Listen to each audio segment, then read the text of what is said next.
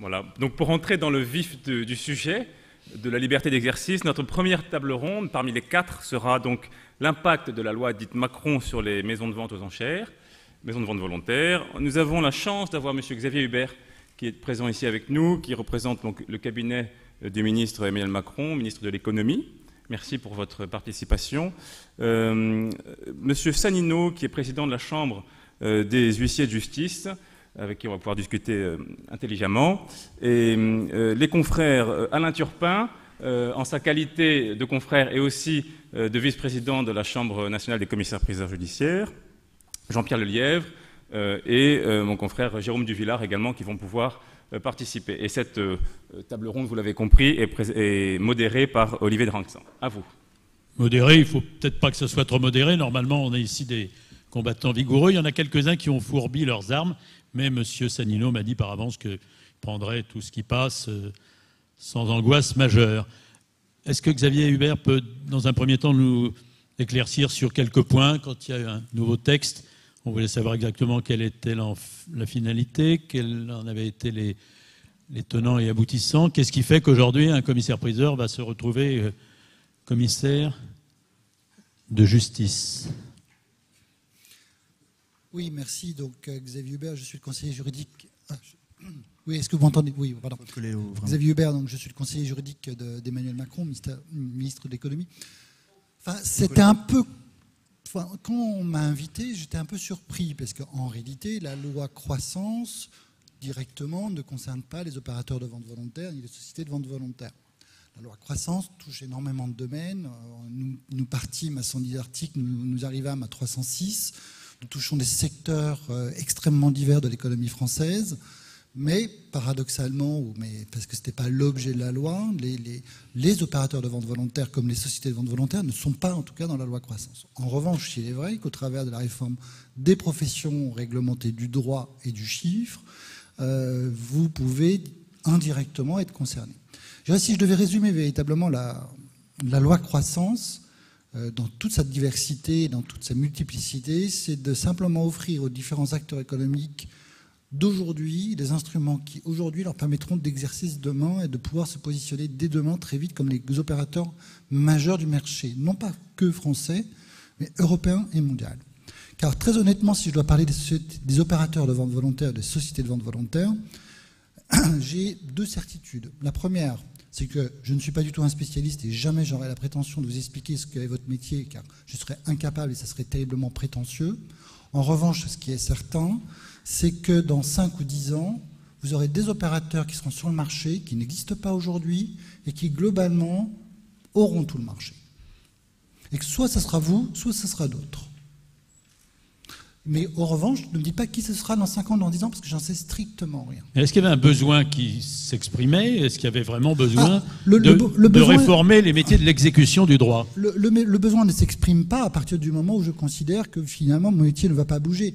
Maintenant, aujourd'hui, vous avez des opérateurs qui arrivent, qui en moins de 2 ans font 30 millions de chiffre d'affaires. Ils ont une particularité, c'est que ces opérateurs ne sont pas du tout des professionnels. C'est-à-dire qu'aujourd'hui, vous avez des professionnels qui sont en train d'arriver en France, en Europe et des États-Unis, qui n'ont pas votre qualité, mais qui prennent le marché. Et eux, ils disent, mais j'ai pas besoin, parce que moi, je prends le marché. Sauf que là, aujourd'hui, la question qu'on doit se poser, nous, est-ce qu'on doit donner aux professionnels les outils juridiques et économiques de pouvoir se développer et prendre ces marchés? Et je crois que ça, c'est la vraie question qui se pose aujourd'hui. Si vous dites un besoin, je dirais, vu de l'État, vu de l'économie, c'est une évidence. Ça, c'est une évidence. Aujourd'hui, que les professionnels ne puissent pas travailler ensemble, ne puissent pas monter des structures communes et des problèmes de financement où se rapportent sur 2 ou 3 acteurs économiques qui seront peut-être les plus forts versus des plus petits, ça, ce sont des évidences. Où est-ce qu'on en est dans les décrets? Puisque quand il y a une loi, on attend les décrets. Il paraît qu'il y a même des décrets qui sont comme l'Arlésienne, on ne les voit jamais paraître. Écoutez, on nous avait dit que la loi ne passerait pas, elle est passée en 6 mois. On nous a dit qu'elle ne passerait pas le Conseil constitutionnel, elle n'a aucune difficulté. Les décrets, les premiers 40% de la loi s'appliquent directement. Sur les 60% qui ont besoin de mesures d'application, il y a un tiers qui est déjà sorti. Vous verrez d'ici la fin de l'année, quasiment 60% des 2 tiers restants seront déjà sur la table et au Conseil d'État. Et pour les ordonnances, les plus tardives seront publiées dans très longtemps, parce qu'on est sur mars 2016. Dans la réflexion du législateur, on a eu une réflexion de type étude d'impact? L'étude d'impact, on l'a constamment et on la révise constamment. Donc, effectivement, on nous a beaucoup critiqué initialement sur la loi en disant qu'on n'avait pas d'étude d'impact, il ne faisait que 700 pages. C'est vrai que c'était pas très nourri en la matière. Sur tous les décrets et sur toutes les discussions que nous avons avec les professions, l'étude d'impact, elle est constante. Oui. Si je vous soumets quelques formules faciles, genre mariage de la carpe et du lapin, alors je ne sais pas qui fait la carpe, je ne sais pas qui fait le lapin. Je ne sais pas si c'est un mariage de la carpe et du lapin, je sais que ce sont deux professions qui font, en tout cas, qui ont des ensembles communs de compétences depuis très longtemps. Et avec d'autres professions aussi qui ont des ensembles communs depuis aussi très longtemps. Donc dire je me marie avec quelqu'un avec qui j'ai beaucoup d'atomes crochus, même si je ne veux pas les regarder, c'est quand même un peu... il n'y a pas beaucoup d'originalité en réalité. Et si je vous dis, la question vaudra aussi pour M. Sanino, liberté du renard dans le poulailler libre. Ça, c'est intéressant parce que je dirais ça renvoie au débat introductif et à la présentation qu'on a eue à l'instant. Si on nous dit il y a trop de règles, il y a trop de réglementations, il y a trop de carcans, dès qu'on commence à enlever des règles, on commence à nous tomber dessus en disant c'est scandaleux. Donc je dirais il faut trouver un point d'équilibre. Le point d'équilibre aujourd'hui, c'est quand vous avez des ensembles communs, des professions qui doivent être capables de pouvoir travailler ensemble, de trouver quelles sont les synergies. Elles ont des spécificités, elles ont des compétences et des exigences communes. C'est là où il faut jouer. Du point de vue de l'État, ce sont les synergies qui doivent prévaloir aujourd'hui. Et vous avez entendu Jean-Pierre Osnat, et d'ailleurs Patrick Sanino opinait du chef quand il disait trop de réglementation, trop de textes, trop de pesanteur. Est-ce qu'il y avait vraiment un besoin qui devait s'exprimer? Est-ce que c'est pas finalement légiférer, toujours légiférer? Il paraît qu'on est capable d'en entasser. En France, on a un peu le syndrome d'une production législative de grande qualité, certes, mais dont on s'interroge parfois sur l'impérieuse nécessité. Ce qui est assez paradoxal, la question que vous posez, elle est assez intéressante, parce qu'elle révèle en réalité une analyse, je trouve surprenante. En réalité, si vous prenez la loi croissance, prenez toutes les mesures qui ont été critiquées. Dans la loi croissance, on n'a imposé aucune nouvelle obligation. Aucune. Nous avons supprimé plus de 600 obligations existantes. C'est-à-dire que c'est la première loi dont l'objectif, c'est de supprimer des barrières et des réglementations. Et on vient nous dire, c'est scandaleux, la loi intervient. Voilà, le sujet il est là. Quand on pose par exemple la possibilité pour des opérateurs, des acteurs juridiques de pouvoir monter des sociétés en structure commerciale, en interprofessionnalité, ce sont des interdits qui existaient qu'on a levés. On n'a pas posé des nouvelles obligations ou de nouveaux interdits ou de nouvelles réglementations, on a levé des barrières. Et je crois que l'optique, elle est là aujourd'hui, c'est de pouvoir lever les barrières pour permettre aux acteurs de se développer, de trouver des synergies. Encore une fois, s'il y a des alliances où les gens ne veulent pas les faire, c'est leur choix. De l'autre côté, en revanche, ils doivent pouvoir disposer, s'ils ont envie d'avoir des synergies avec d'autres acteurs, d'avoir les instruments juridiques qui leur permettent de le faire. Bon, j'imagine que beaucoup de questions de la tribune, ou sur Internet, ou dans la salle, vous seront adressées tout à l'heure. Je voulais savoir maintenant comment Patrick Sanino, président donc, de la Chambre nationale et de la Chambre européenne, d'ailleurs, des huissiers de justice, comment est-ce que vous avez accueilli ce texte? Est-ce que vous avez, alors, on dit toujours, les huissiers ont procédé à un lobbying phénoménal, vous y avez passé des heures, vous avez fait plancher vos conseiller juridique, vous aussi? D'abord, je voulais remercier Jean-Pierre Osnat de m'avoir invité. J'ai répondu d'ailleurs spontanément. Je voudrais lui dire tout simplement que Aristote disait que l'art est la joie des hommes libres. Et je le suis. Donc je suis un homme libre et je suis très étonné qu'il ne m'ait pas offert, comme à vous, un marteau, parce que j'ai eu ce courage de venir ici dans cette salle qui m'est complètement hostile, ce que je ne conçois pas. Et ce que je ne vois pas, puisque j'y ai beaucoup d'amis parmi les commissaires-priseurs. Ne vous inquiétez pas si vous avez procédé à quelques ventes, puisque vous avez le droit de le faire. Je n'ai jamais procédé à des ventes. Oh bah alors ne vous étonnez pas si on ne vous donne pas un marteau au bout de 30 ans de pratique. Pourrait me l'offrir au moins. Bon, vous le méritez. Pour le regarder, je le mérite quand même d'être venu. Alors comment avez-vous accueilli ce texte? D'abord, est-ce que vous avez participé à l'élaboration, puisque une rumeur permanente qui court, comme quoi vous seriez l'un des inspirateurs, notamment du rapprochement sous la casquette du commissaire judiciaire. Je n'aurais pas cette outrecuidance. Il suffit de regarder le rapport UEF-Armand, il suffit de regarder le rapport Attali, il suffit de regarder le rapport Darrois, où vous verrez que la grande profession de l'exécution y est prônée en permanence, c'est-à-dire les métiers de l'exécution. Mais quand on me parle du marché de l'art, je ne me sens pas concerné en agressivité. Je ne suis pas un grand vendeur du marché de l'art. Je suis un professionnel du judiciaire. Si les huissiers de justice, dans l'ordonnance de 45 et dans le statut, font des ventes volontaires, elles sont accessoires. Et je ne vois pas pourquoi la loi Macron viendrait me bouleverser et chambouler mon métier. Vous peut-être, mais d'autres s'inquiètent de penser que certains de leurs confrères se disent allons marcher sur ces plates-bandes. Aubette à corne n'a peur du rouge. Obed-Tagore n'a peur du rouge. Enfants, cachez vos rouges tabliers. Oui, mais tout à fait. Je vois que vous avez de la répartie et on va s'amuser. Mais Obed-Tagore n'a peur du rouge. Non, la loi, vous savez, Churchill disait, lorsqu'une réforme arrive, il faut lui donner la main et l'accompagner, et non pas se laisser étrangler par celle-ci. J'ai choisi de l'accompagner, de discuter avec les services de Bercy et de la chancellerie. Voilà. Alors on va faire un petit tour de commissaire-priseur ici présent. Alors je tiens d'abord à préciser, même si en lisant la loi Macron on peut se poser la question, qu'on n'est pas commissaire-priseur à titre héréditaire, quoique Jean-Pierre Lelièvre, Alain Turpin, il n'y a que Duvillard finalement qui ne soit pas là parce que son papa n'était pas commissaire-priseur. Alors je voudrais que chacun exprime sa façon de voir les choses, chacun dans sa région. Je commence dans la Creuse, département qui est au top 50. Je crois que l'Ardèche est juste après, mais vous êtes quand même au fin fond de la France profonde. Non, je pense que vous trompez, l'Ardèche est juste avant. C'est la Lozère qui est juste après. Donc à Guéret, est-ce qu'on est heureux de voir se profiler cette avancée spectaculaire qui fera de vous, commissaire-priseur depuis quelques lustres, un commissaire de justice, vous ou votre fils? Oui, mon fils plutôt. Écoutez, chacun sait ici que je suis un légaliste. La loi a été votée, elle est passée. On attend les décrets. Alors, il est bien évident qu'au niveau national, on n'est pas resté les pieds dans le même sabot. On est allé non pas frapper à toutes les portes, mais on est reçu par tout un chacun. Et on entend tout et son contraire.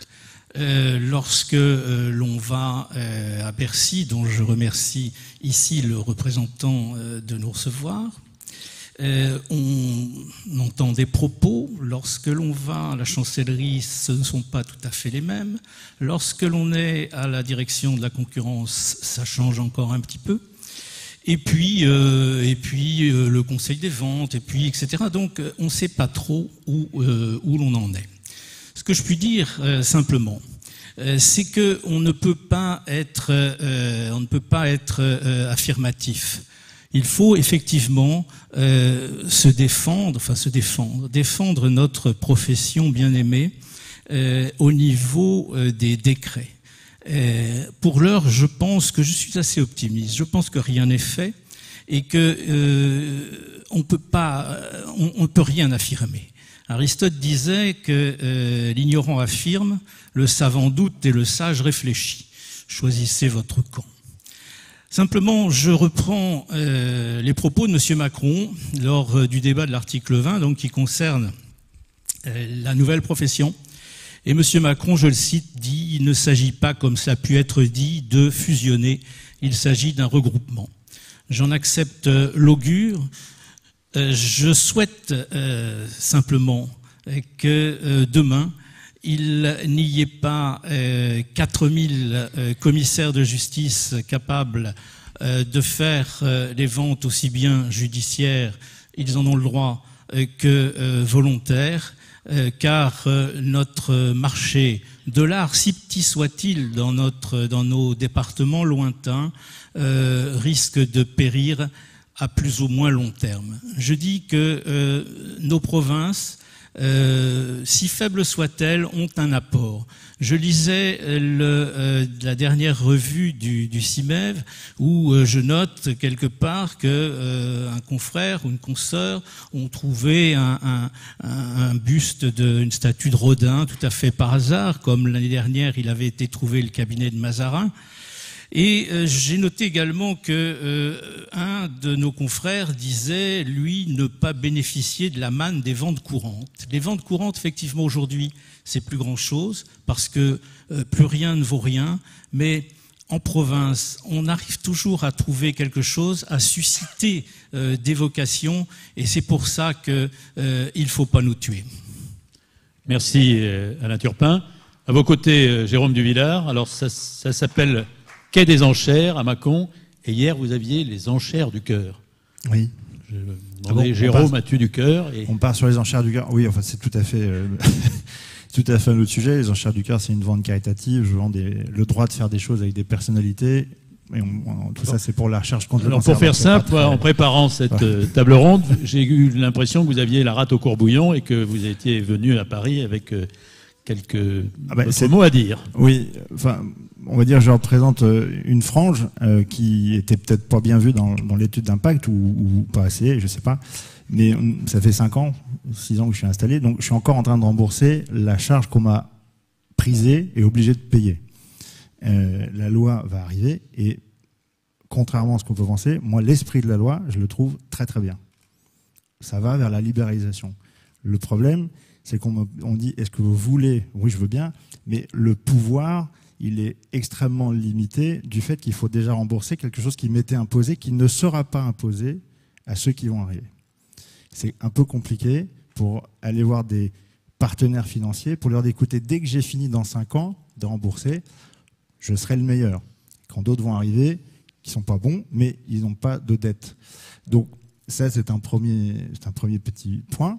Le second, qui m'inquiète terriblement, en province, moi je suis à Mâcon, et je dirais 80% des personnes qui franchissent le seuil de la salle des ventes quai des enchères ou qui viennent voir Maître Duvillard, commissaire-priseur judiciaire, ne font aucune différence, encore maintenant, dans le landerneau français, aucune différence sur le volontaire, le judiciaire. Ils ont une question plus ou moins juridique, plus ou moins liée à un objet, plus ou moins. Ils viennent voir un commissaire-priseur. La semaine passée, une sœur vient voir après un partage avec son frère pour savoir si elle pouvait et comment elle pouvait liquider un patrimoine en indivision. Voilà, elle aurait pu le faire à son notaire. Le notaire, elle l'a renvoyé vers moi parce que c'est des meubles et des objets d'art. Mais si j'avais marqué sur ma porte commissaire de justice, elle ne serait pas venue parce que dans ce patrimoine fantasmé, il y avait un fusil qui est tout à fait légal. Jean-Claude, tu l'auras peut-être bientôt. Et elle ne serait pas venue parce qu'elle avait peur. Elle était terrifiée à l'idée de dévoiler à l'État, qu'on est censé représenter, qu'il y avait un fusil.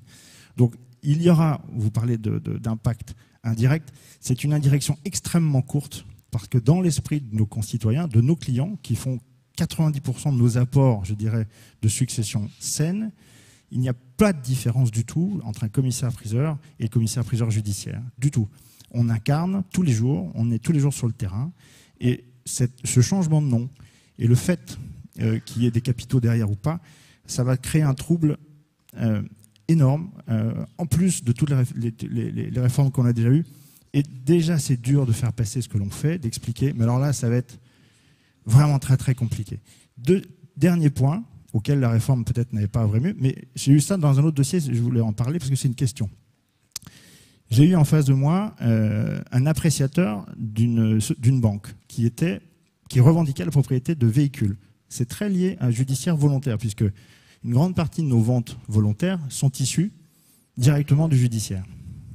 Imaginons que cet appréciateur, il fasse partie d'une de ces futures grandes maisons de l'exécution, enfin de vente, dans lesquelles il y a des huissiers, des commissaires-priseurs, j'en sais rien, dont les capitaux seront détenus, en tout cas on peut l'imaginer, dans un premier temps, par des sociétés qui sont très liées au recouvrement, ou en tout cas aux banques. Ça, c'est le premier qui risque d'arriver, le premier intéressé par ce marché, en tout cas.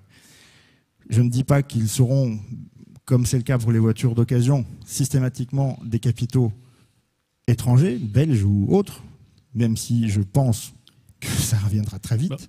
Juste pour ceux qui ne suivent pas au quotidien le problème des ventes de voitures d'occasion, les plus gros faiseurs aujourd'hui de vente de véhicules d'occasion sont des maisons spécialisées issues quelques-unes de l'automobile, mais beaucoup de la finance. Et les commissaires-priseurs, à part peut-être Maître Guignard à Lorient, et encore, les commissaires-priseurs ont perdu ce marché de la voiture d'occasion. C'est pas grave, c'est belge, c'est pas non plus, mais enfin c'est plus français. Voilà. Cette vision de l'exécution comme un marché régulé, très régulier, pour moi je trouve ça très bien. Il y a des tas de choses à faire. Le problème de le faire comme ça, on peut assez vite tirer une règle et voir vers quoi on va aller. Et la place pour des professionnels comme nous, elle est plus que congrue, on la voit pas très bien. D'ailleurs, le marché lui-même l'a analysé comme ça, puisque si on était des parties aussi essentielles que ça, je pense qu'avec la loi telle qu'elle est connue aujourd'hui, on aurait déjà été approché peut-être par des groupes qui pourraient dire tiens, il est bon, il connaît son marché que ça. Mais on n'a pas été approché du tout. Ça viendra peut-être un jour. Jérôme Duvillard, oui. Est-ce que c'est pas seulement un problème d'ego, d'identité? Vous pouvez mettre en plus gros et en néon votre panonceau actuel de commissaire-priseur à Mâcon. Vous n'avez pas du jour au lendemain disparaître. Les gens vous continuent, ils vous aiment, ils viendront vous voir. J'espère. La brave dame avec son fusil et sa pétoire, elle continuera à vous demander à vous et pas à l'huissier du coin qui sera, comme vous, commissaire de justice. Oui, mais Jérôme de Villars, c'est pas un titre, hein, puis c'est pas très connu. Non, mais les gens vous connaissent. Ah ben, tant mieux. Mais c'est encore loin d'atteindre la notoriété qu'un titre peut avoir, parce qu'un titre, c'est quelque chose qui parle à tout le monde. C'est la loi. C'est quelque chose d'unique. Je passe à Jean-Pierre Lelièvre, un des rares commissaires-priseurs qui vendent dans une église désaffectée. Oui, il y en a d'autres, on a fait école. Et il est détenteur depuis quelques jours de la plus belle enchère pour une publicité de la vache qui rit. C'est l'original qui a inspiré la vache qui rit. Mais j'ai cru comprendre, vous aussi, que vous riez jaune quand vous voyez cette loi Macron arriver à Chartres. J'aime un et un, ça fait deux. J'aime le bon sens. Je crois que le bon sens, c'est que notre profession, elle est volontaire ou judiciaire, mais c'est la même. C'est l'expertise et la vente aux enchères d'objets mobiliers. Qu'elle soit volontaire ou judiciaire, peu importe. Et c'est là tout à l'heure où j'étais pas d'accord avec les deux voisins. Vous avez parlé de réunir les professions d'exécution. Le commissaire-priseur ne fait pas partie de l'exécution. Un petit peu à titre de judiciaire. Mais nous sommes avant tout des priseurs et des vendeurs aux enchères d'objets mobiliers et d'objets d'art ou d'objets industriels. Et quand vous avez, monsieur le directeur, évoqué les grosses structures qui avançaient et qui faisaient des sommes colossales, ce ne sont pas des structures judiciaires, ce sont des ventes volontaires. Donc il faut arrêter d'opposer le volontaire et le judiciaire. La plus belle vente judiciaire qui a eu lieu à Drouot, la plus grosse vente d'objets d'art, la plus grande vente d'objets d'art qui a eu lieu à Drouot ces temps-ci, était une vente judiciaire. Donc le judiciaire peut être aussi bien dans l'objet d'art que dans l'industriel, mais il ne faut pas vouloir séparer nos deux fonctions. Nos fonctions, c'est l'expertise et la vente aux enchères publiques, et non pas du tout l'exécution.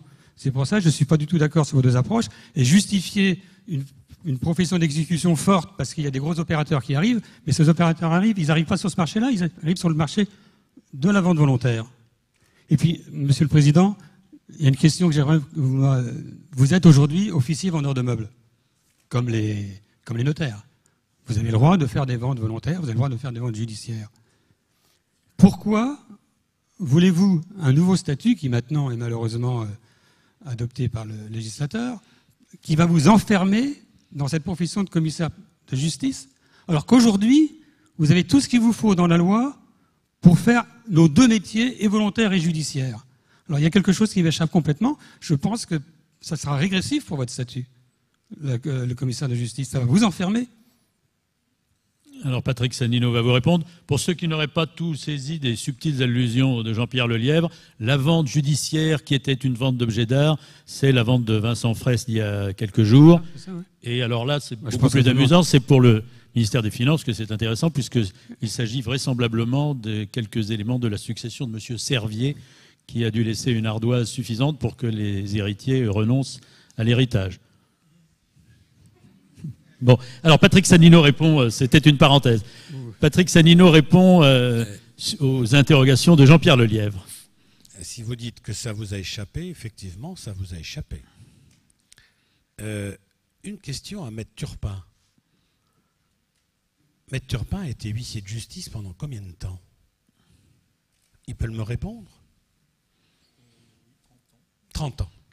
Donc il connaît bien le métier d'huissier, et particulièrement le métier d'huissier-priseur.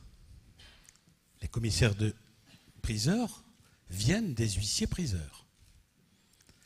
3200 huissiers en France, et je ne parlerai que du judiciaire. 4 huissiers sur 5 font du judiciaire, font des ventes judiciaires. C'est notre métier dans l'exécution. Et quand vous dites, Maître Lelièvre, que les commissaires-priseurs ne font pas d'exécution... Je suis ici en tant que volontaire, donc je ne suis pas maître. Pareil. Je suis Jean-Pierre. Oh, je ne vais pas vous faire plaisir. À Paris, j'ai toujours vu et toujours entendu dire que les commissaires-priseurs judiciaires faisaient de l'exécution. Et qu'il y en avait même qui étaient spécialisés. Là, j'ai vraiment un problème pour comprendre. Alors à Paris, on peut le faire, en province, ça ne peut pas le faire. Pour moi, il est nullement question d'aller tuer une profession qui existe et qui a véritablement lieu d'exister, notamment en matière du marché de l'art. Et je les défendrai jusqu'au bout. Et les carcans qui les empêchent de faire de l'art, c'est intolérable. Pour les huissiers de justice qui font des ventes volontaires, de vraies ventes volontaires, allez. Des grands commissaires-priseurs judiciaires, allez, 5. Le reste, c'est de l'accessoire. C'est dans le statut. Où voyez-vous, Maître Lelièvre, que l'on veut tuer une profession qui a sa raison d'exister, qui fait que l'art français est le plus beau au monde? Il n'est nullement question. On travaillera ensemble. Et, vous savez, regardez ce qui est arrivé aux avoués. 350 avoués, et ce n'était pas un gouvernement de gauche, liquidé. Et j'entends des amis commissaires-priseurs judiciaires me dire en permanence, les dossiers de cession à la chancellerie, c'est une catastrophe. On n'arrive plus à vendre les offices parce que le chiffre d'affaires est en train de se casser la figure. Ben, vous allez pouvoir travailler avec les huissiers, vous allez pouvoir faire le métier avec les huissiers, vous allez pouvoir, après une formation, et nous aussi, travailler avec les huissiers. Et pour ceux qui voudront faire des grandes ventes, eh ben on verra comment on va faire. Passer l'accessoire, ils seront peut-être obligés. Je ne peux pas préjuger de l'écriture du texte. Elle n'est pas écrite encore, l'ordonnance. Mais après tout, je ne vois pas pourquoi cette peur. Moi, je défends les j'ai pas peur pour nous, j'ai peur pour vous. Ah non, n'ayez pas peur. Moi, on se gardera bien. Je vous dis que votre statut actuel est meilleur que celui qu'on vous réserve. Non, mais de toute façon, si on n'avait pas voulu moderniser, on serait mort dans peu de temps. Rassurez-vous, et la France est déjà très en retard sur certaines révolutions qui nous arrivent de l'Europe. Patrick Sanino, vous avez dit tout à l'heure que vous n'avez pas pratiqué, vous, ces ventes. Non, moi, je n'ai fait que des ventes judiciaires quand j'étais à Chambéry. Ça vous tente de suivre une formation en quelques dizaines d'heures qui vous permettrait de devenir l'égal d'un Jean-Pierre Lelièvre pour les Dinky Toys ou d'un Duvillard pour... En une dizaine d'heures, monsieur, on n'arrivera pas à concurrencer les grands commissaires-priseurs dans l'art. C'est pas possible. C'est pas possible. Je partage complètement ce que dit monsieur Lelièvre. Qu'est-ce qui est prévu, monsieur Hubert, qu'est-ce qui est prévu en matière de formation pour les futurs commissaires de justice à compétences artistiques? Je voudrais faire 3 précisions et répondre à votre question en même temps. Sur la première précision, c'est la question que vous posiez sur les problèmes de structure de capital. Sur les structures de capital, c'est pourquoi vous n'êtes pas approché par des grands groupes financiers. C'est tout simplement parce que la loi croissance l'interdit. C'est-à-dire que la loi croissance a réservé les structures de capital uniquement et exclusivement aux professions du droit et certaines professions du chiffre, directement et indirectement. C'est-à-dire que même les structures juridiques ou du chiffre qui rentreront dans ces structures de capital devront elles-mêmes avoir des structures de capital ou de contrôle qui sont totalement détenues par des professions du droit et du chiffre. Donc aucun capitaux tiers ne peut entrer dans ce type de structure. C'est un débat qu'on pourra avoir sous peut-être des filiales, mais sûrement pas au niveau des structures de capital, de ces structures d'exercice. Donc pourquoi ils ne viennent pas vous voir? C'est parce que juridiquement, ils ne peuvent pas rentrer. Premièrement. Et ça, on y a tenu, et le ministre s'y est fortement engagé sur ce point. Deuxième point, je pense qu'il y a une sorte d'incompréhension ou de mauvaise compréhension de notre intention sur le texte du commissaire de justice. Comme effectivement l'a dit le ministre au banc, on l'a répété, il ne s'agit absolument pas et en aucun cas d'une fusion des huissiers et des commissaires-priseurs judiciaires. C'est un regroupement sous une appellation commune de 2 métiers dont on définira un tronc commun de formation qui sera un tronc commun de formation de l'exécution et qu'on me dise surtout pas qu'un commissaire-priseur judiciaire ne fait pas d'exécution, parce que s'il ne fait pas d'exécution, alors il n'est pas commissaire-priseur judiciaire. Donc on me dit surtout pas qu'il ne fasse pas d'exécution, c'est une partie d'exécution. Donc il y aura un tronc commun sur une formation d'exécution et après il y aura 2 structures, ceux qui seront huissiers et ceux qui seront commissaires-priseurs judiciaires, avec des passerelles en termes de reconnaissance, de formation ou de sorte d'unités de valeur qui seront validées au cours de la vie. Si je veux faire huissier et commissaire-priseur, je devrais maîtriser totalement le métier d'huissier et je devrais maîtriser totalement la compétence et l'expertise du commissaire-priseur judiciaire. C'est ça le futur schéma qui existera. Et si on a un sujet d'appellation, de conservation du nom sur commissaire de justice, commissaire-priseur ou commissaire de justice, huissier, ça ne pose, à mon avis, aucune difficulté si vous avez cette crainte et que je comprends parfaitement que les gens ne s'y retrouvent pas ou ne comprennent plus de quoi on parle. Ça, pour moi, ce n'est pas un sujet. En réalité, ce n'est vraiment pas une grosse question. Ça, c'est les deux premiers points. Sur le troisième point, sur la question que vous vous posiez, sur la profession entre commissaire-priseur, vente volontaire et les huissiers. Encore une fois, il y a en France, je me trompe peut-être, très très peu, je crois même pas une main, de commissaires-priseurs judiciaires qui vivent exclusivement de ça. Combien il y en a? Voilà. La vraie question, elle est là. C'est-à-dire qu'aujourd'hui, s'ils n'ont pas les ventes volontaires, ils n'existent pas, économiquement. Le seul sujet, c'est que c'est un marché global qui est en train de se restructurer.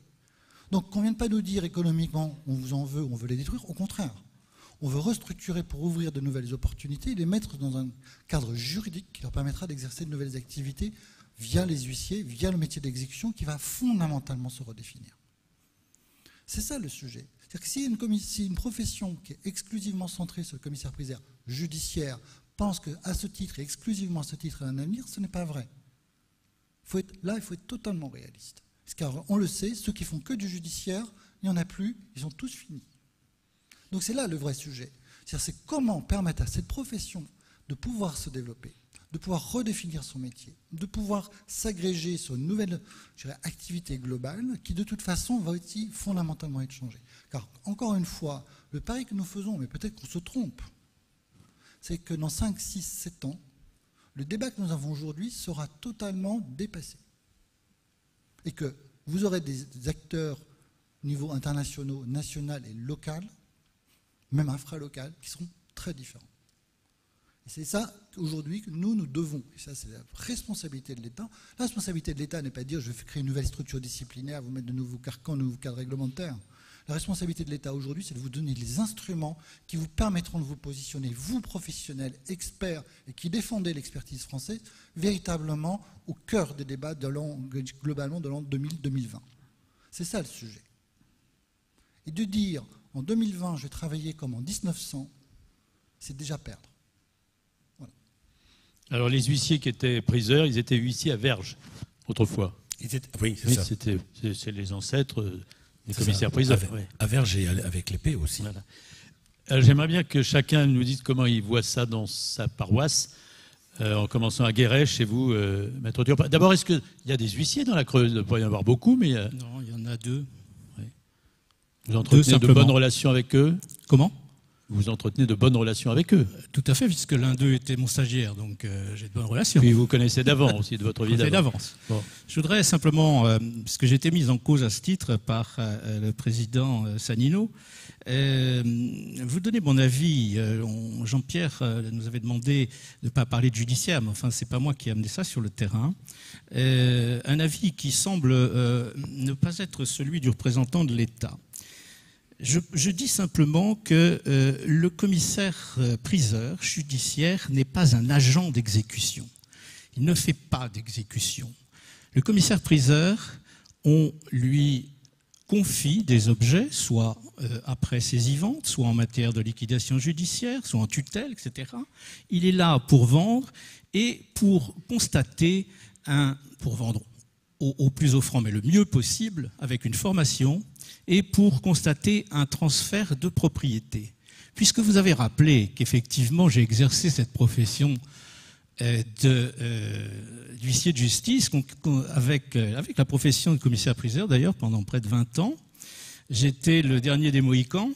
Celui qui était avant moi s'est suicidé, le pauvre. Moi je n'en suis pas venu là, mais bon, c'est comme ça.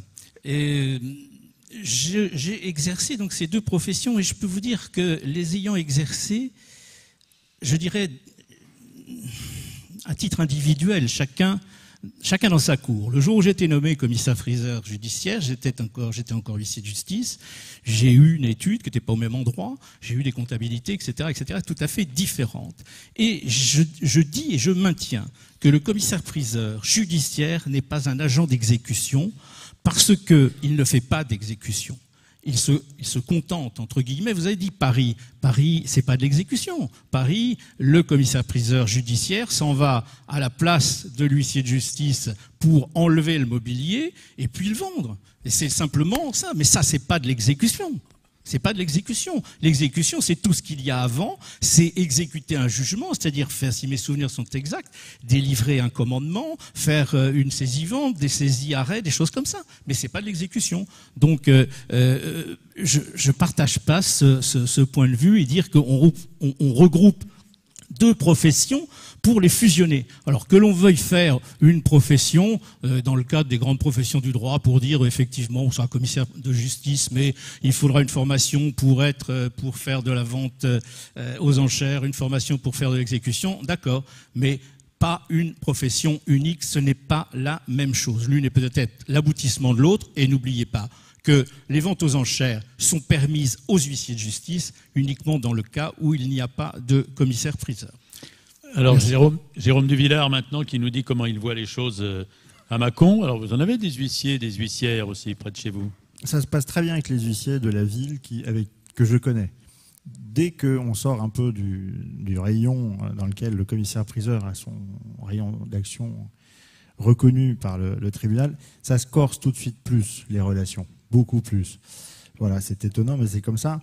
Bien souvent, les huissiers du sud de Saône-et-Loire sont un petit peu dépassés par la taille des dossiers qu'ils ont à vendre dans le cadre d'une exécution d'une décision de justice, qu'elle soit liquidation d'un patrimoine, soit après liquidation judiciaire ou peu importe, enfin, dans le cadre pénal.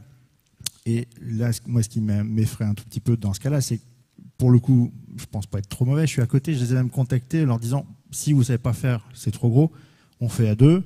C'est-à-dire, vous faites rien, je fais tout, on partage le résultat à la fin, parce que ça revient à ça, ceux qui sont nommés.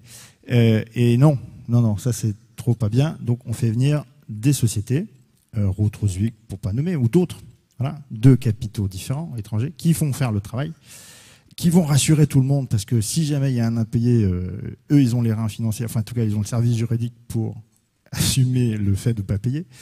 Enfin voilà. Alors que oui, il y aurait de quoi, il y a de quoi faire, il n'y a pas un problème, il y a de quoi faire. Encore une fois, réformer pour faire en sorte que ça aille vers le mieux, je suis d'accord. La manière dont c'est présenté et la manière dont c'est perçu, surtout, sont tous les deux extrêmement contre-productifs, surtout qu'on ne voit pas quels moyens, nous, qui sommes des acteurs, qui sommes des metteurs sur le marché, enfin c'est comme ça que je vois ma profession, j'adore les objets, c'est ma passion, j'adore les gens qui les ont, qui veulent les avoir, je suis là pour faire que ces objets trouvent leur place sur le marché, de façon sécurisé, que ce soit payé, que tout le monde, enfin, et qu'il soit transmis et qu'il soit revendu plus tard. Voilà, c'est notre fonction culturelle, économique, sociale, et on en fait des œuvres sociales. Et cette réforme telle qu'elle est là, telle qu'elle arrive, en tout cas avec le brouillard qui est autour, alors peut-être qu'une communication qui est à faire meilleure aussi, génère énormément d'angoisse chez nous, mais même chez les clients. Et quand on a les clients qui sont dans l'angoisse, qui sont dans le doute, déjà que le marché n'est pas bon, on n'a plus de marché du tout. Voilà. Et alors l'avenir, quand on n'a pas de marché, je ne sais pas comment vous dire ça, mais bon.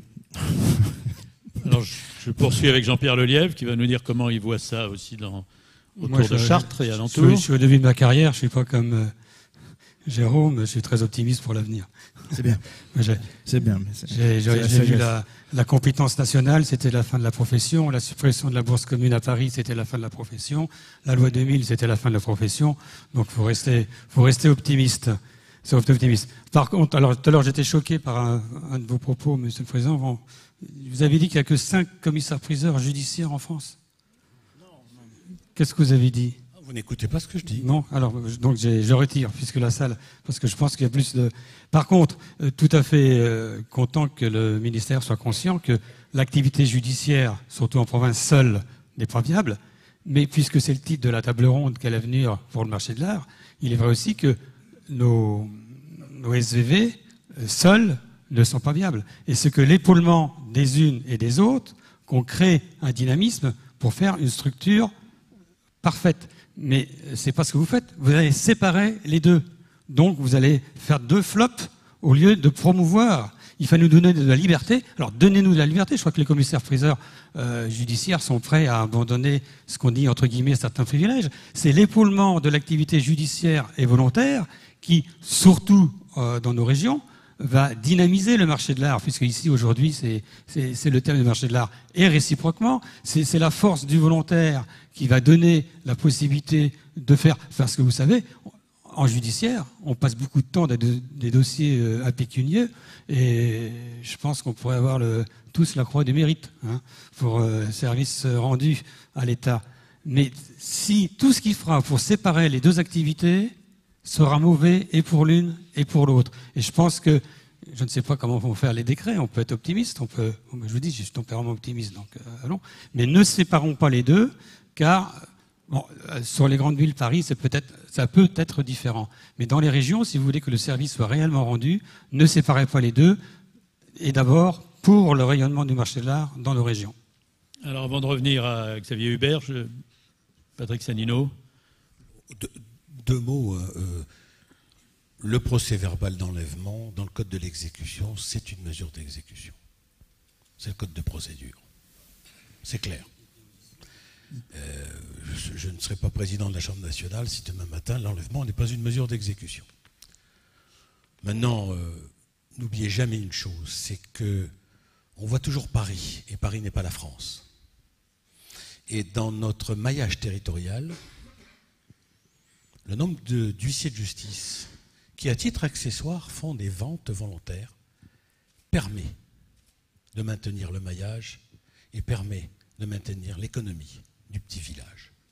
Voilà, tout simplement et tout modestement.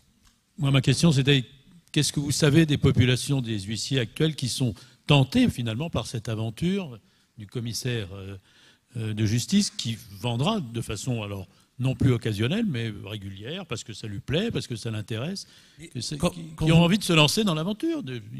Ils ont une belle vie, les commissaires-priseurs, c'est tentant, ils voient des belles choses, ils ont des clients collectionneurs. Faudrait-il encore que ceux qui veulent le faire en aient les compétences? Alors justement, c'est une des questions qui... Bon, c'est peut-être facile de vous lancer là-dessus, mais qu'est-ce qu'on peut acquérir comme compétences? Il faut combien d'années de stage et combien d'années en blanchi sous le harnais pour devenir un commissaire-priseur qui a un peu d'expérience, quoi. En fin de carrière, vous y arrivez maintenant, Jean-Pierre. Je débute. Bon, il faut combien de temps pour faire un jeune commissaire-priseur? 8-10 ans. 8 années, oui, à peu près. 8-10 ans, un bon millésime. Et sérieusement, vous voyez des huissiers se lancer dans l'aventure? Il y en a bien quelques-uns qui ont dû faire normal sup, mais... Les jeunes, oui, qui rentreront dans la profession, oui, puis j'en vois 2-3 d'huissiers dans la salle qui font de très belles ventes volontaires. On parle de volontaire, hein. Parce qu'on a tendance à faire une confusion volontairement, c'est le cas d'expression, entre le volontaire et le judiciaire. C'est ça qui a créé. Non, mais il y en a. Vous regardez dans la Gazette, il y a des publicités d'huissiers qui font des ventes régulièrement. Oui. Mais il faut qu'elles soient à titre accessoire. Oui. L'accessoire, c'est tous les combien? Parce que si c'est une fois par mois, est-ce que c'est de l'accessoire? Il est toujours au même endroit. Ça a donné lieu à la loi Marini en 2009 à de vives discussions. Vous vous rappelez? Alors il y a un certain nombre d'interrogations, notamment celles exprimées par...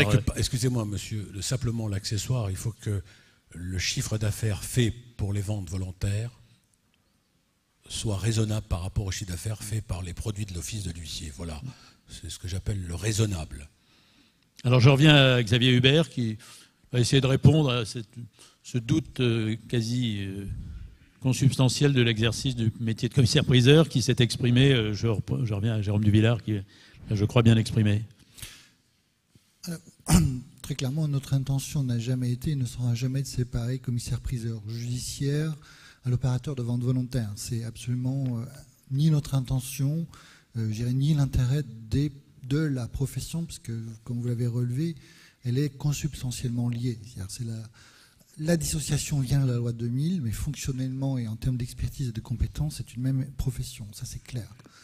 Je crois que l'enjeu, très très clairement, s'agissant des ventes volontaires, c'est de voir comment les marchés ou les comportements locaux, nationaux, internationaux vont évoluer. De dire aujourd'hui, on est à périmètre égal et que dans 10 ans, ce même périmètre sera égal, c'est à mon avis une erreur. Donc, de dire je réfléchis à périmètre égal avec des professions qui n'évoluent pas ou qui continuent à évoluer de la même façon, c'est une erreur. Voilà. Et ça, c'est nous le schéma que nous posons, c'est en disant si vous tenez ce raisonnement, dans 5-10 ans, ce n'est pas les avouer. Hein, c'est-à-dire qu'on ne va pas supprimer votre profession avec une indemnisation. C'est que les opérateurs vont tomber les uns après les autres. C'est tout. Et là, l'État n'interviendra pas parce qu'il ne pourra pas intervenir. Et donc, l'enjeu pour nous, c'est justement de voir les opérateurs, de pouvoir se développer au niveau local, au niveau national et au niveau international. Ce sont 3 schémas qui sont totalement liés aujourd'hui. Donc n'oubliez pas qu'on a du numérique, beaucoup d'acteurs de vente volontaire sont dans le numérique. Pour les commissaires-priseurs judiciaires, de pouvoir faire des ventes en ligne judiciaires totalement dématérialisées, c'est l'enjeu de demain, très clairement. Sauf que territorialement, c'est plus la même chose. Voilà. Et le ministre est ministre du numérique. C'est le ministre du numérique et nous sommes sur les nouvelles opportunités économiques. C'est des débats que nous allons lancer pour le début de l'année 2016. Alors on a le temps de prendre quelques questions dans la salle ou je crois, si c'est possible, de faire apparaître des questions sur Internet. Là, pour le moment, je ne sais pas si on est sur un blog ou sur du questionnement. C'est plutôt du commentaire. Des questions dans la salle en attendant d'avoir des questions qui pourraient être sur le global. Allez-y, je vous vois mal, manifestez-vous. Bruyamment, s'il y a des questions. Fabien, là. Alors, Fabien Mirabeau a un micro pour vous et vous le... Voilà, parce que depuis le début, vous êtes sur le site de Global, GLOBWL, pour suivre la convention du CIMEV.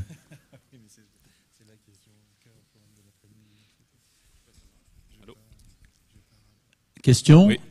Vous avez l'obligeance de vous présenter pour qu'on sache d'où vient la question. Mon nom est Christine Gourdel, je viens de la région Rhône-Alpes et PACA, donc je travaille avec un commissaire-priseur, enfin avec plusieurs commissaires-priseurs. On vous entend pas. Je voulais juste vous faire part d'une expérience personnelle. Vous êtes huissier dans le civil? Je ne suis ni huissier ni commissaire-priseur. Je viens de monter une SARL en négoce d'art et voici 1 an. Je vous explique un petit peu en 2 mots, un petit peu à l'américaine. J'ai passé 20 ans dans une carrière professionnelle qui m'intéressait beaucoup. C'était le Parlement, etc. Ça se passait très bien. Puis, je suis donc titulaire de 2 masters, l'un de droit, l'autre d'histoire de l'art. Je me dis, je vais retourner à mon métier, mon métier de cœur, commissaire-priseur. Je vais voir un commissaire-priseur qui est un ami, qui travaille à 300 km de Grenoble, et qui me dit, prenez la tête de l'étude. Pendant 3 ans, j'ai tenu cette étude sans toutefois taper le marteau, bien entendu, je n'y avais pas droit. Bien que plus diplômé que mes commissaires-priseurs. Bon, j'accélère un petit peu.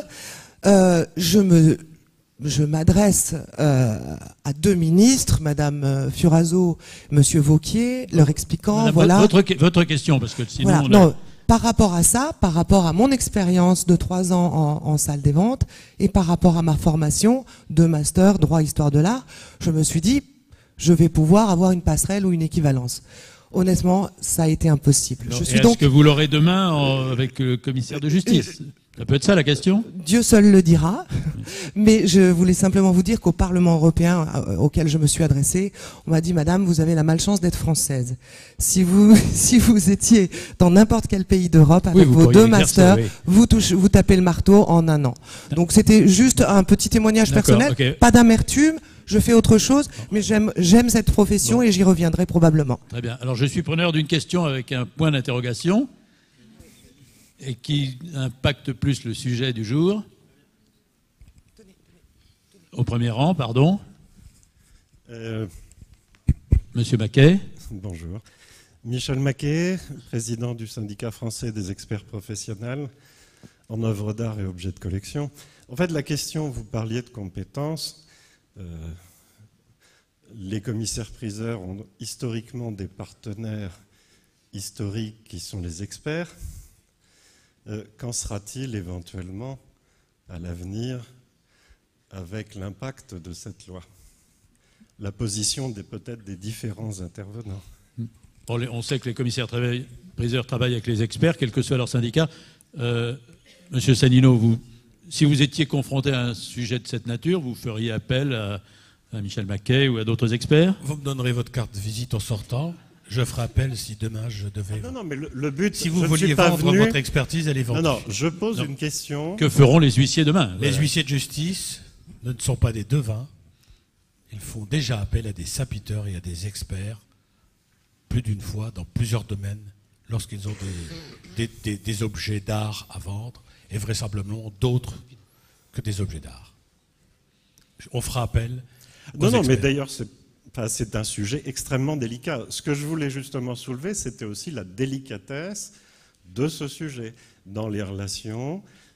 Voilà, c'est simplement, c'est historique. Et je pense qu'il y a une évolution, il y a un rapprochement qui se fait en tout cas, et déjà en tout cas avec les commissaires-priseurs.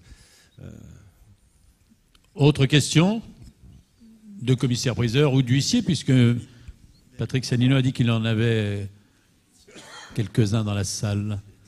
Allez-y, en vous présentant, merci. Oui, Dupuis-en-Fleur, je suis commissaire-priseur dans la plus petite ville de France pour un commissaire-priseur, je crois. Vous avez Eugène Boudin, c'est déjà pas mal. Ouais. Je voulais simplement une petite bout d'humour. J'ai 73 ans et je ne peux plus exercer ce métier que j'adore. On n'entend pas. Grand judiciaire. Micro.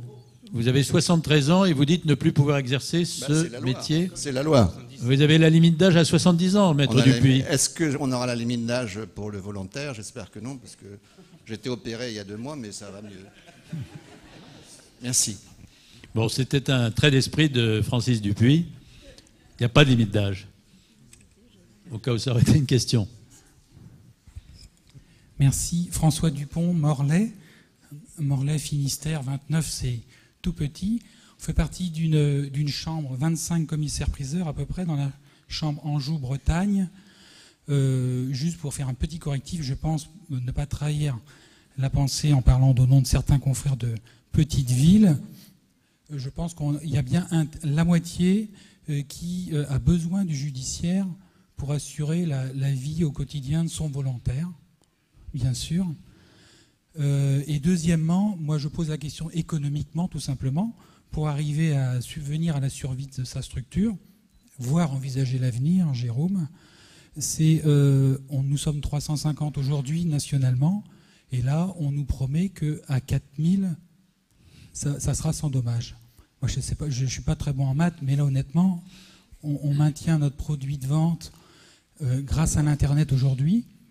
On assiste depuis 5-6 ans à la baisse régulière du volontaire général. Hein. On voit tous nos ventes volontaires se vider en produits de vente parce que voilà, ça passe. C'est compensé grâce à Internet. On fait quelques beaux coups grâce à l'international. Pour combien de temps? Dieu seul le sait. Et heureusement qu'on a notre judiciaire. Alors, pour combien de temps maintenant le judiciaire? Voilà, c'est la question. Voilà une question à laquelle on n'aura peut-être pas forcément de réponse. Continuez quand même à vendre l'école de Pont-Aven parce qu'il y a des jolies choses. Bon, est-ce que c'est le pâté avec un cheval et une alouette, Patrick Sanino? Enfin, moi, la synergie entre les professions. Je vais parler d'une anecdote parce que avant de monter à l'estrade tout à l'heure, avec le commissaire-priseur qui est juste là en bas à droite, malgré la lumière qui... Éric Pilot. Versailles. Me disait, mais comment se fait-il? Oui, j'aurais bien compris pourquoi on n'avait pas mis les mandataires dedans. Je parle sous le contrôle de Bercy. On a essayé, nous avons tous essayé à faire la grande profession avec les mandataires, mais ils ont été plus forts que nous. Ils ont réussi à échapper à ce mélange. Alors que c'est de l'exécution, hein, les mandataires liquidateurs. Hein. Alors, si vous regardez bien les choses, alors on vous parle de conflits d'intérêts, d'énormes conflits d'intérêts, de contre-conflits d'intérêts, la déontologie. Bah, écoutez, moi, c'est bizarre aujourd'hui à Chambéry, où j'exerce depuis 38 ans, bien que depuis quelques années je n'y suis plus, on m'a téléphoné dernièrement un mandataire et un commissaire-priseur judiciaire. Écoute Patrick, faudrait qu'on se voie, parce que ça serait bien qu'on fasse quelque chose ensemble. Et j'ai dit pourquoi pas. Ben moi je suis prêt à faire quelque chose et à jeter le pari. À jeter le pari de la loi Macron. Chiche. Plus on sera nombreux, plus on sera fort. Plus on sera petit, plus on sera voué à l'échec. Il le sait, Xavier Hubert. Il le sait que plus on sera fort, plus on sera nombreux, plus on pourra faire face au grand marché.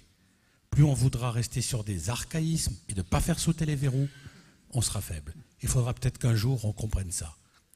Mais je n'enlèverai jamais que les commissaires-priseurs, ceux qui font des ventes d'art, sont nécessaires, complètement nécessaires au marché de l'art français. À l'Assemblée, on note... J'aurais vu en avoir plus, mais... Journal officiel, on ça note... a du mal chez les commissaires-priseurs judiciaires. Au journal officiel, on note applaudissements nourris dans les rangs de l'Assemblée. Non, c'est pas un huissier, c'est sûrement un... Alors, vous voyez, ils sont très gentils. On va s'en tenir là, sauf s'il y avait une question qui s'applique vraiment directement à cette partie de cette première encore, table ronde. On a encore peut-être 2-3 minutes voilà, pour les questions. Alors, encore une question simplement. Madame Lamort qui est là. Et on reprendra le sujet dans la 4e table ronde où chacun dira comment il voit l'avenir, finalement. Pardon, Anne Lamort, présidente du syndicat de la librairie ancienne et moderne. Donc, vous voyez, je ne suis pas partie prenante dans ce débat, mais en revanche, je l'ai écouté avec beaucoup d'intérêt. Et il m'a semblé, toute candide que je suis dans cette salle, qu'on n'avait peut-être pas répondu à la question principale, qui est quel est l'objectif final de tout ça. Monsieur Hubert en a parlé un moment, mais à mon avis, il maîtrise, c'est un compliment que je lui fais très bien, le sophisme et les techniques oratoires, parce que vous avez parlé d'objectif en disant que qu'il y avait des synergies à trouver et non pas une assimilation d'un groupe par un autre. Il me semble que ça, c'est un moyen, ça n'est pas un objectif. Quel est l'objectif final pour ces deux professions ? On voit bien qu'il y en a une qui est plus satisfaite que l'autre de la situation. Quel est donc l'objectif réel, fondamental, de fond de ces modifications de réglementation ?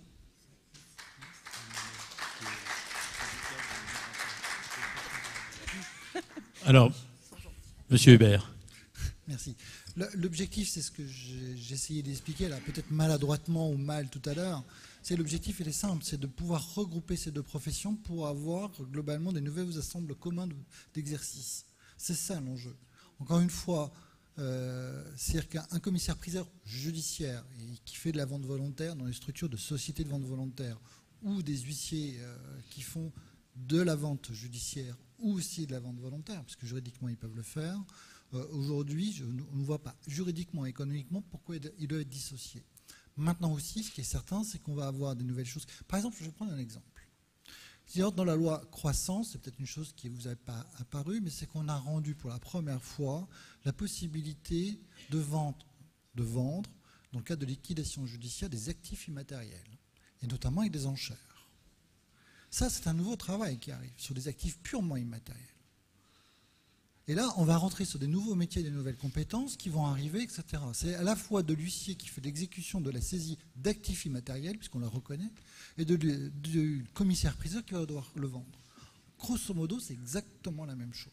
Quand vous êtes sur de l'actif immatériel, c'est exactement la même chose. Et qu'on ne me dise pas, c'est pas grand-chose, parce qu'effectivement, vis-à-vis du marché de l'art, un actif immatériel ne représente pas grand-chose. En valeur économique, le marché de l'art à côté, c'est tout petit. Donc, ça, c'est une vraie synergie. Ça, c'est une nouvelle opportunité pour un métier qui va avoir besoin d'un ensemble commun extrêmement fort sur ce sujet. C'est ça l'avenir. L'objectif, il est là, encore une fois. Et l'objectif pour les commissaires-priseurs judiciaires, c'est bien, dans l'avenir, de pouvoir assurer la pérennité de la profession. C'est ça l'enjeu. Et qu'on pourra discuter, tout à l'heure, on peut évoquer les sujets avec les experts. Je pense qu'aussi, il y a deux nouvelles opportunités qui vont devoir se développer, de nouveaux secteurs de métiers ou d'activités économiques sur lesquelles vous allez devoir vous investir. Et là, vous aurez besoin aussi de partenaires pour le faire. Vous n'y arriverez pas seul. Ça aussi, c'est l'objectif de la loi. C'est vous dire, il y a des choses où vous n'arriverez pas seul. Il n'y aura pas demain 4000 commissaires-priseurs judiciaires. Ce n'est pas vrai, puisqu'on n'est pas sur une fusion. On a bien une juxtaposition de deux populations, de deux types de professions qui vont avoir un ensemble commun et exercice commun sur un certain nombre de choses, à la condition que celui qui le fait a la compétence de la profession. Donc un huissier aujourd'hui qui n'a absolument pas la compétence, je dirais, en termes de formation, de stage, d'expérience d'un commissaire-priseur judiciaire, ne pourra pas être commissaire-priseur judiciaire. En revanche, s'il fait le stage, s'il suit la formation et s'il a l'expérience, alors il pourra l'être. Et il pourra cumuler les deux avec la double casquette. Donc il n'y aura pas 4000 commissaires-priseurs judiciaires, mais effectivement, il n'y en aura pas que 300. Voilà, et pour faire sourire à la mort, le jour où Il y aura une vente judiciaire pour les objets d'art dématérialisés de Gérard L'Héritier. Vous prendrez un huissier de justice ou un bon vieux commissaire-priseur à l'ancienne? Voilà, là il en faudra du monde. Alors, voilà. Une dernière question peut-être. Question, et puis surtout, voilà, des remarques aussi des internautes qui ne sont pas inodines. Romain, en France, il y a de multiples freins pour avancer, d'où notre installation en Belgique. Hein, on est sur le cœur de l'économie aujourd'hui, une fuite des capitaux, une fuite du travail. Des remarques, on avance, c'est bien parce que c'est une table ronde vraiment fondamentale, donc on va se permettre de peut-être anticiper un peu plus. Vous me permettrez sur la table ronde suivante.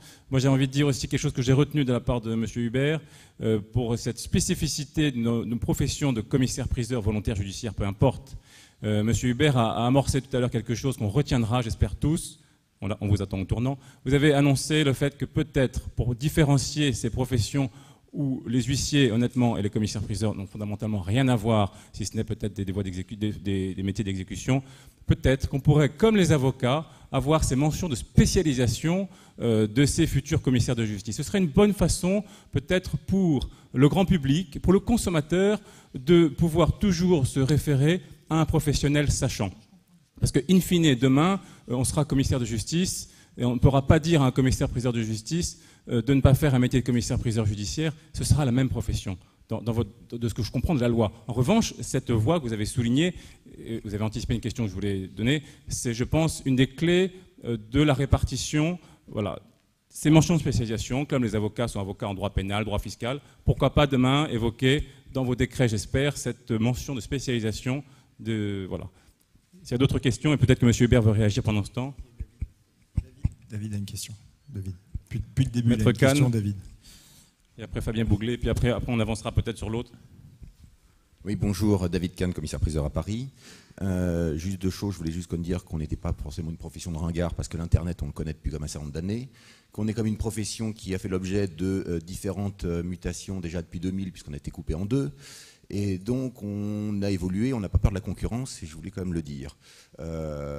Deuxième chose, si j'ai bien compris votre point de vue, a priori, le côté accessoire pour les huissiers de justice ne pourrait plus faire de vente aux enchères, puisqu'il faudra qu'ils aient la compétence de commissaire-priseur. Donc cet aspect-là, pour eux, sera retiré, si j'ai bien compris, puisque vous avez exprimé le fait qu'ils devaient être automatiquement avoir la formation pour pouvoir faire de la vente aux enchères, et que à ce moment-là, s'ils ont la formation, ils pourront le faire, mais s'ils ne l'ont pas, je ne vois pas comment on peut garder de l'accessoire dans ce cadre-là. Alors Patrick Sanino répond tout de suite à ça, parce que là vous avez fait une induction. Non, pas du tout. C'est dans l'ordonnance de 47. L'accessoire, le fait de vendre, ça restera dans le titre. Alors vous restez accessoire, vous pourrez le faire sans avoir le diplôme, puisque je comprends bien qu'on doit être diplômé pour faire du... Lorsque le chiffre d'affaires... Non, mais je parlais à M. Hubert en matière, puisqu'il a exprimé le fait qu'il y aura une formation commune et ensuite il y aura une différenciation entre les deux. Ce qui signifie, c'est ce que vous avez dit tout à l'heure, ce qui signifierait donc que l'accessoire ne serait plus valable. Puisqu'il faudrait soit avoir le diplôme aussi de commissaire-priseur judiciaire pour faire des ventes aux enchères, également pour les huissiers. Excusez-moi, mais c'est ce que j'ai compris. La question qui est posée pour moi et qui se pose, en réalité, c'est de dire, aujourd'hui, vous avez possibilité pour un huissier de faire de l'équivalent d'un commissaire-priseur judiciaire dès lors qu'il n'y a pas de commissaire-priseur judiciaire. Demain, je ne vois pas pourquoi ceci changerait sur ce point. Le sujet, c'est qu'un huissier ne porte pas le titre de commissaire-priseur judiciaire, comme un commissaire-priseur judiciaire ne porte pas le titre d'un huissier. L'ambition de la loi, c'est leur permettre d'avoir sur un titre commun, de garder leur spécificité, de porter les deux titres à la condition. Maintenant, notre objet, en tout cas l'ambition et l'habilitation que le Parlement nous a donnée pour ce faire, n'est pas de remettre en cause, c'est-à-dire d'interdire ou de fermer. C'est ça qui est assez intéressant. C'est-à-dire que je reprends le discours tout à l'heure sur la critique initiale. Vous êtes là pour réglementer, vous nommez des obligations, et ce qu'on nous demande, nous, c'est de fermer. C'est ça qui est paradoxal dans le discours. C'est de fermer. Mettre de nouvelles portes et de mettre de nouveaux murs. Là où nous, on arrive, on dit on ouvre des portes et on ouvre des murs. Dans certains domaines, on maîtrise, on régule, autrement, mais c'est ça. Donc je crois qu'il faut avoir une certaine forme de logique sur le sujet. Je ne peux pas dire j'évolue sur un marché librement et de l'autre côté, en revanche, vous me fermez toutes les portes des autres. Vous ne fermez pas, vous nous emmurez. Ah non. Vous emmurez le volontaire d'un côté, vous emmurez le judiciaire de l'autre.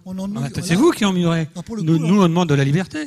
Nous, on est prêt à faire toute la liberté possible, le plus possible. Et Jean-Pierre Osna, si vous saviez à quel point il est... Alors, on n'a fermé personne. Là. Je veux dire, pour le coup, vous avez des opportunités que vous n'avez pas jusqu'à maintenant. Et on réfléchit en ce moment sur de nouvelles choses, de nouvelles compétences que vous n'avez pas. C'est sûr que les immatériels, c'est une opportunité exceptionnelle. Ça, on vous remercie de ce côté-là. Non mais, encore une fois, réfléchissez quand vous êtes commissaire-priseur. Vous avez raison, vous n'êtes pas des ringards, vous êtes tous dans le numérique, c'est pas le sujet. Le sujet, c'est de savoir si vous avez les moyens financiers de pouvoir assumer du numérique. Et quand je dis du numérique, ce n'est pas une plateforme pour faire des ventes une fois tous les 4 matins. C'est en face d'opérateurs qui sont capables d'investir 2 à 3 milliards par trimestre. C'est ça le sujet. Alors le sujet, c'est qu'avec les huissiers, on pourra faire une plateforme commune pour faire 2-3 milliards? Parce que vous pensez que le gâteau qu'on va partager, il est déjà faible? Non, mais vous en pensez revanche, qu'il va s'améliorer? En revanche, de pouvoir acheter un opérateur qui sur Internet est capable de prendre un marché à 300 millions, ils le feront sans aucun problème. Peut-être, mais ça ne changera rien avec les huissiers ou pas. Pour votre profession, ça changera beaucoup de choses. J'en suis pas certain. Si vous voulez. Moi, vous avez raison, ce débat, moi j'ai cette chance, mais je n'ai pas votre expérience, de l'avoir vécu avec des gens qui s'appelaient Universal, etc. Qui, à la fin des années 90, quand je m'occupais du droit d'auteur au ministère de la Justice, m'ont dit, vous inquiétez pas, jamais sur Internet on vendra la musique du film. Croyez-moi, nous on connaît parfaitement Internet. 5 ans plus tard, ils étaient en train de pleurer pour demander l'Adopi. Alors, posez-vous cette question. Vous, par rapport à ces grands groupes multinationaux qui, 3 ans avant, étaient convaincus que le marché français jamais ne bougerait. Dites-vous bien qu'il y a des secteurs aujourd'hui qui sont en train de bouger sur le même sujet. C'est le droit, et en ce moment, ils sont en train d'investir. Dites-vous bien que sur le secteur du droit, il y a des groupes américains qui sont en train d'investir le marché français, et ça va aller très vite. En matière de santé, ça va très vite. Et là, les opérateurs arrivent avec des moyens financiers que vous n'avez même pas. Vous dites aujourd'hui, les grandes maisons françaises font 300 à 400 millions de chiffre d'affaires. C'est même pas ce qu'ils font par trimestre. On est 100% d'accord, sauf que ça fait 30 ans qu'on aurait dû réglementer ça et pas aujourd'hui. Et qu'on a perdu 30 ans et c'est pourquoi on a perdu des parts de marché. Aujourd'hui, la France est 5e. C'est la 5e au niveau mondial, au niveau de l'art. Ne reprochez pas à Emmanuel Macron de l'avoir fait. Il n'était pas né. Une dernière question, c'est bon? Une dernière question, je crois, parce que monsieur, c'était pas mal... ouais, je pourrais pas tout... Monsieur Bouglet, après, je vous mets vraiment... Après, il faut qu'on attaque la deuxième table ronde. À votre gauche. Patrice Gras, syndicat national des huissiers de justice, donc syndicat patronal au même titre que le CIMEV. Nous avons ces mêmes débats dans la profession. Aujourd'hui, vous pensez que vos ennemis identifiés sont les huissiers de justice. Les ennemis sont le marché. Nos ennemis à nous sont les acteurs du recouvrement sur le marché. On a exactement les mêmes. Donc posons-nous ensemble les bonnes questions. Et je pense que si on se pose les bonnes questions, demain, tous ceux qui sont dans cette salle et tous ceux qui sont... dans nos réunions pourront continuer d'exercer. Sinon, le pacte de transatlantique, les sociétés américaines et anglaises qui sont à la porte de chez nous viendront nous manger tout cru. Et ils ont déjà fait une partie du chemin. La première partie du chemin, c'est les années 2000, où vous avez des acteurs, Sotheby, Christie, qui sont arrivés. C'est des gens qui ont du temps, qui ont de l'argent, et ils y arriveront si nous, on ne veille pas, effectivement, à nos intérêts communs. Voilà, merci. Vous m'avez fait penser à un petit souvenir qui correspond d'ailleurs à un jour sinistre, puisque c'était le jour de Charlie l'année dernière, dans un Paris où on entendait des sirènes partout, personne ne comprenait. Au palais de justice, je suis allé à une prestation de serment d'une jeune femme commissaire-priseur qui s'appelle Myrtille Dumonteil, qui prêtait serment comme commissaire-priseur judiciaire. Et le même jour, devant la même cour, il y avait un jeune huissier de justice, je ne me souviens plus de son nom, qui prêtait serment. Et c'était très curieux, il n'y avait personne, bien sûr. Et on avait l'impression d'assister à un mariage. Et je me disais, finalement, ça préfigure peut-être quelque chose. Voilà. Merci à Xavier Hubert, merci à Alain Turpin, merci à Patrick Sanino, à Jean-Pierre Lelièvre et à Jérôme Duvillard.